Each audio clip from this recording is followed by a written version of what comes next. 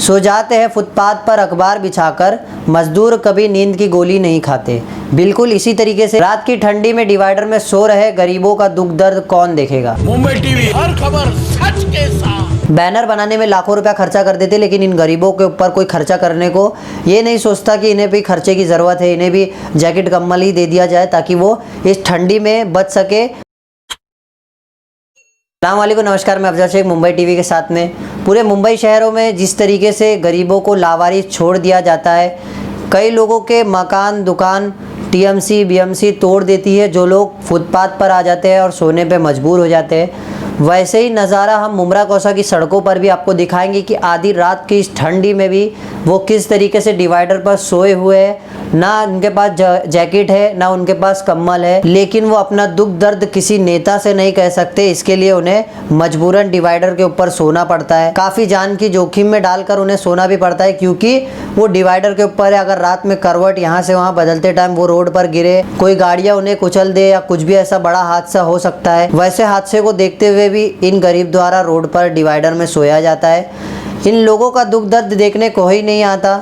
Election के साल 2 साल बीत जाते हैं, लेकिन इनकी तकलीफ़ें वहीं के वहीं हो जाती है। बातें तो ऐसी करती है कि पुनर्वसन या महाड़ा में इन्हें रूम दिया जाएगा, लेकिन कोई ये कहने नहीं आता।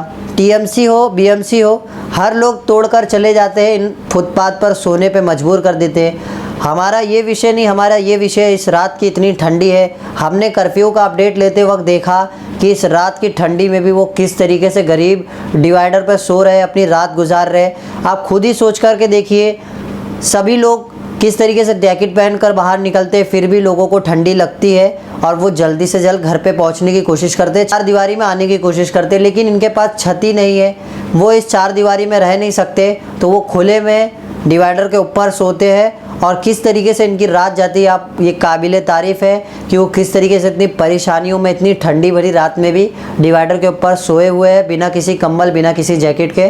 तो हम ये प्रशासन से भी रिक्वेस्ट करते हैं और ये आम लोगों से भी रिक्वेस्ट करते हैं कि बेमतलब की कोई चीज़ें भी इनसे ख़रीद लीजिए करिए। क्या मालूम, हमें ज़रूरत नहीं, लेकिन हमारे इस ख़रीदने से इससे थोड़ी मदद मिल जाएगी। तो हमें भी चाहिए कि इन लोगों को ध्यान दिया जाए, ताकि आसपास के जो लोग हैं, काफ़ी ऐसा देखा गया है कि घर में खाना बच जाता है तो वो फेंक देते रोड पर या कचर कुंडी में फेंक देते। ऐसा ना करते हुए जो खाना बचता है इन्हीं लोगों में परोस दिया जाए, ताकि वो खाकर सो जाए, भूखे पेट ना सोए। ऐसा ही कर देना चाहिए। और ना ही अगर आप वैसा कर सकते तो कहीं ना कहीं इनके लिए कुछ ना कुछ मदद की व्यवस्था करिए, आपके आस पड़ोस में कुछ डिस्ट्रीब्यूट करिए या कुछ ऐसा रास्ता बनाइए कि इन लोगों को आप ज़्यादा से ज़्यादा मदद कर दीजिए, या कम्बल या जैकेट प्रोवाइड कर दीजिए। हम हमारे सभी दर्शकों को कहना चाहेंगे फिर से कि अगर आपको ये ज़रूरत में नहीं है, फिर भी कुछ सामान बिना ज़रूरत के भी खरीद लीजिए इन गरीबों से। और डिवाइडर पे सो रहे इन गरीबों का हाल कौन देखने आता है, ये तो अब बहरहाल सबसे बड़ा विषय है। नेतागढ़ सो गए, राजनीति सो गई, लेकिन बेचारे ये पिसते चले गए।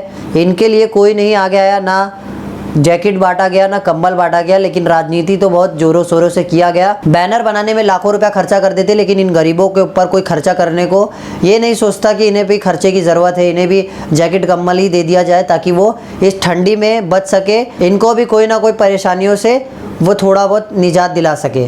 तो हम यही कहकर हमारी बात को ख़त्म करते हैं और ऐसी तमाम अपडेट से जुड़े रहने के लिए सब्सक्राइब करें मुंबई टीवी।